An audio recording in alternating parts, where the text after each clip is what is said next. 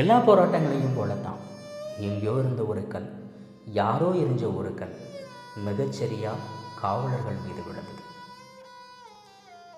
கல்லுக்கு பதிலாக காவலர்கள் தடியையும் துப்பாக்கியையும் கையில் எடுத்தாங்க.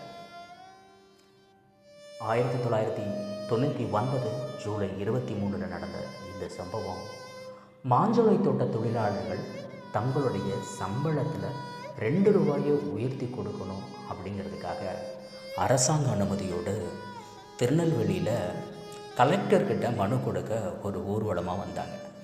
அந்த ஊர்வலம் மிகச்சரியாக தாமிரபரணியை ஆற்றை கடக்கிற கிட்டத்தட்ட 1 கிலோமீட்டர் நீளமுள்ள அந்த பாலத்துக்குள்ளே வரும்போது பாலத்தோட 2 பக்கங்களையும் காவல்துறை அடைச்சிக்கிட்டாங்க. அடைச்சிட்டு இருக்கும்போது தான் அந்த கல்லும் ரொம்ப சரியாக காவல்துறை மீது விழுகுது. அந்த கல்லுக்கு மாற்றாக காவல்துறையினர் தடிகளையும் துப்பாக்கிகளையும் ஏந்தி மக்களை தாக்க ஆரம்பிக்கிறாங்க. காவல்துறைகளோட துப்பாக்கி சத்தங்களுக்கும் தடியடிகளுக்கும் பயந்து தப்பிச்சு ஓட நினைக்கிற மக்கள் அந்த பாலத்து மேலே ஏறி ஆற்றுக்குள்ளே குதிக்கிறாங்க. குதிக்கிறவங்களில் பலருக்கு நீச்சல் தெரிஞ்சிருக்கலாம், சிலருக்கு தெரியாமலும் இருக்கலாம்.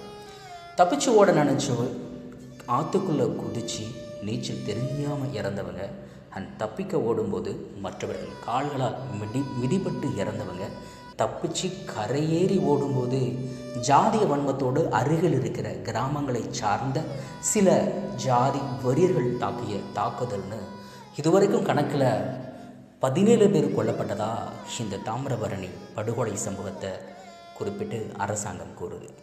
ஆனால் அந்த சம்பவத்தில் பங்கேற்ற பலர் இது நாள் வரைக்கும் வேடு திரும்பலை. அவங்க என்ன ஆனாங்கன்னு யாருக்குமே தெரியலை. இந்த மாதிரி காணாமல் போன பலரும் இருக்காங்க. அப்படி தாமிரபரணியில் கொல்லப்படாமல் தப்பிச்சு அதன் சாட்சியாய் வந்த ஒருவர் தான் இயக்குனர் மாரி செல்வராஜும் கூட. சரி, இத்தனை படுகொலைகள் நடந்ததில்லை. இந்த படுகொலையில் இறந்து போனவர்களோட இறுதிச் சடங்கையாவது இந்த படுகொலையில் இறந்து போனவங்களோட இறுதிச் சடங்குகளையாவது இந்த அரசாங்கம் முறைப்படி நடத்த அவர்களின் உறவினர்களை அனுமதித்தான் கேட்டால் இல்லை. எல்லா படுகொலை போலவே இறந்து போனவங்களை மொத்தமாக ஒரே குழியில் போட்டு அங்கங்கே அடையாளம் தெரியாத ஏதோ ஒரு சுடுகாட்டில் யாரையோ எங்கேயோ கொண்டு எரிச்சது போல் புதைச்சது இந்த அரசாங்கம்.